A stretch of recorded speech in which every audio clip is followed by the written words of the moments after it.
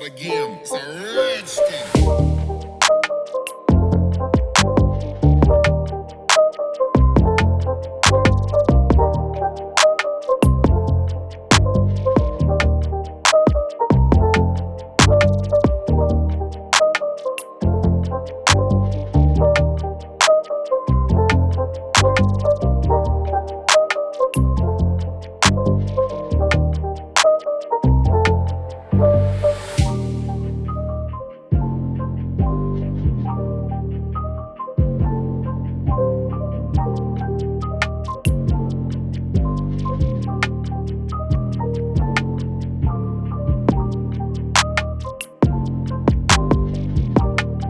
Hello, magandang umaga mga dyan ay Da64w in the house. Nandito na naman tayo. Meron tayong bagong i-release na unit, guys. So thank you sir, Mr. Alex Zamora from Ulacao, Cebu City.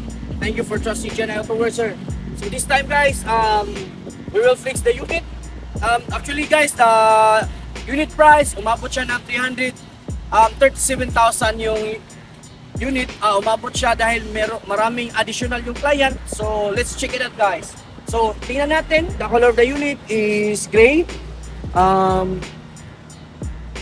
gray yung color ng unit.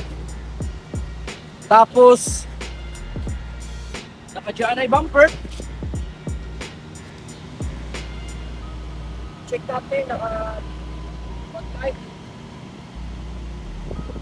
naka-lead yung fog lamp niya.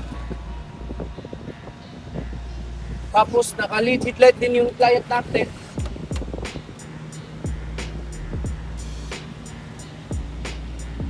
So guys, naka-GALING bumper set siya. So high roof yung unit natin. And then naka-stainless wiper yung unit natin guys.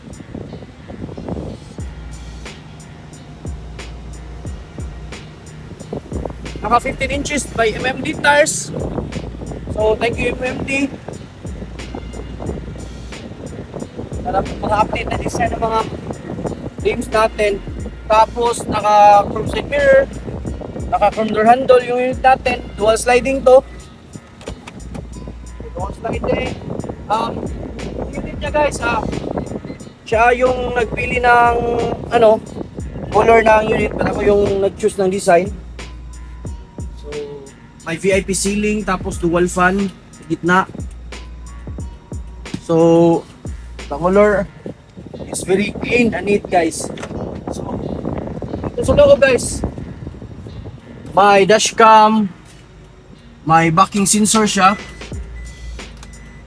may stereo, tapos may temp gauge, naka turbo timer at momo steering guys.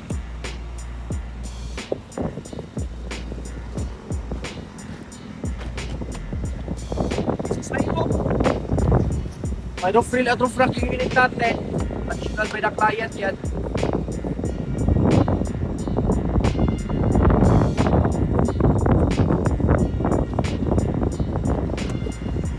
May facture sa likod.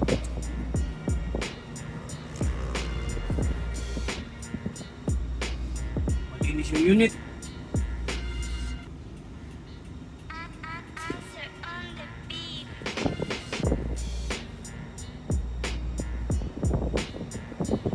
So guys, ito yan, we can never perfect the unit, but as much as possible, we'll do our best. And then ganito yan guys, kung ano reklamo ng client or anong concern ng client, sagot ng GALING yan, good for 1 month.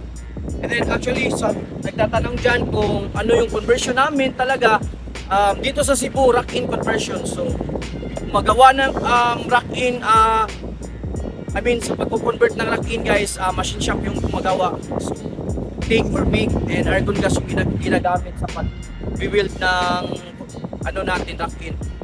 And then this is dual siding. Check natin yung other side.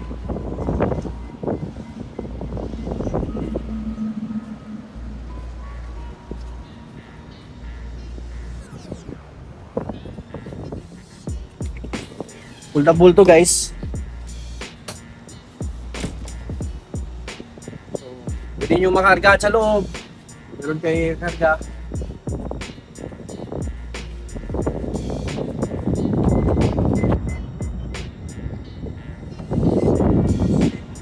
Meron tong push button gas at food. Check.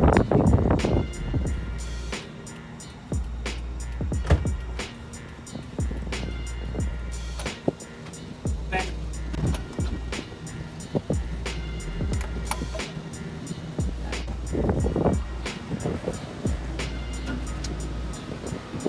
So guys, sa pagbubuo ng unit, it takes time, maraming pagdadaanan, maraming proseso. So mga clients, sa mga client natin dyan, hintay-hintay lang kayo. And dito yan, parati kong inuulit-ulit talaga. So kasi maraming client na mataas yung expectation ba about surplus. Hindi natin maliligtaan even though naka-PMS yung unit, there are times talaga na yung mga parts, ibang parts na di natin malalaman kung kailan bibigay.